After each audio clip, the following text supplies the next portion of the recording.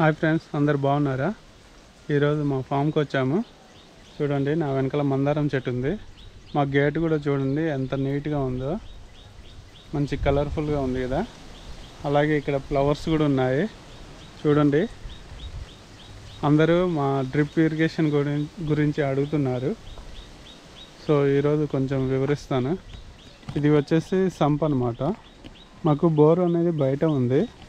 So ఆ bore నుండి ఇక్కడికి వాటర్ వస్తాయి అన్నమాట. ఇట్లా వాటర్ వచ్చినాయని ఇక్కడ కలెక్ట్ అవుతాయి. సో చూశారు కదా వాటర్ ఎంత క్లీన్గా ఉన్నాయో. సో ఇక్కడ నుండి వచ్చేసి మాకు ఇక్కడ ఒక గేట్ వాల్ ఉంటుంది,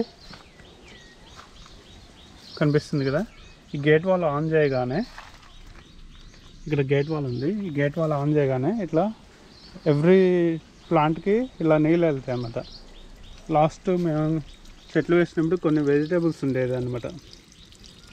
ఆ వెజిటేబుల్స్ ప్లాంట్స్కి అయితే కొన్ని వాటర్ వెళ్ళేటి, ఇలానే స్ప్రింకర్స్ పెట్టి యూజ్ చేసేవాళ్ళం. ఇప్పుడు వెజిటేబుల్స్ వేయట్లేదు, ఎందుకంటే అన్ని చెట్లు పెద్దగా అయినాయి కాబట్టి ఆ చెట్టు నీడకి వెజిటేబుల్స్ అనేటివి పెరగవు.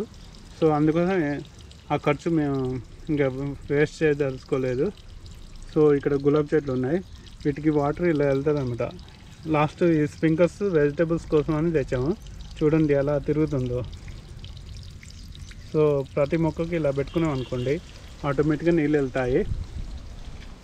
అలాగే ఇది బనానా చెట్టు, మీకు లాస్ట్ వీడియోలో కూడా చూపెట్టాను. దీనికి సపరేట్గా ఒక పైపే పెట్టామన్నమాట. సో ఆటోమేటిక్గా నీళ్ళు అనేటివి వెళ్తాయి. మేము నర్సరీకి వెళ్ళి ఈరోజు కొన్ని మొక్కలు తెచ్చాము. ఈ మొక్కలు చూడండి, ఇది వచ్చేసి బొప్పస్కాయ, ఇది అంబ్రెల్లా టాప్ చెట్టు అనమాట. ఇది షోకేస్ చెట్టు. ఇది వచ్చేసి ఒకేసారి ఒక కొమ్మకి 100 ఫ్లవర్స్ పూస్తుంది, 100 వరాల చెట్టు అంటారంట. సో ఇదేంటంటే బటర్ఫ్లై కోసం వాడతాము.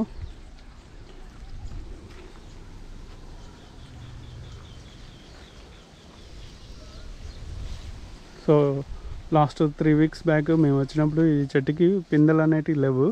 ఇప్పుడు కొన్ని కాసే పిందెలు పడ్డాయి అన్నమాట. చూడండి కనిపిస్తున్నాయి కదా. సో లాస్ట్ 3 వీక్స్ బ్యాక్కి ఇప్పటికి చాలా డిఫరెన్స్ ఉంది. ఫామ్లో చాలా చెట్లు గ్రో అయ్యాయి, చాలా విచిత్రంగా ఉంది.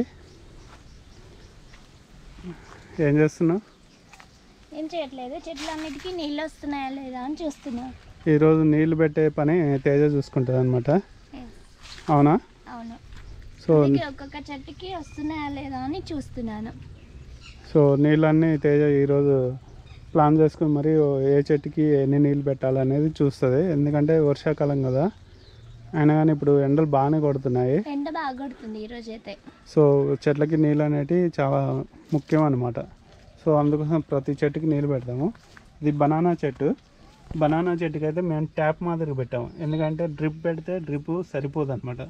సో దీనికి కంటిన్యూస్గా వాటర్ ఉండాలి. సో చూశారు కదా వాటర్ ఎలా వస్తున్నాయో. సో ప్రతి చెట్టుకి ఇలా పెడతాం అనమాట.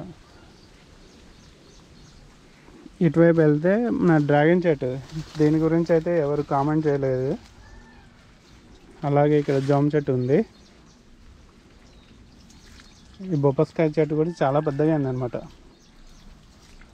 ఇక్కడ ఇంకో బొప్పస్కాయ చెట్టు ఉంది, చూడండి ఎంత పెద్దగా అయిందో. చూసారా, పెద్దగా అనిపిస్తుంది, చూసారా?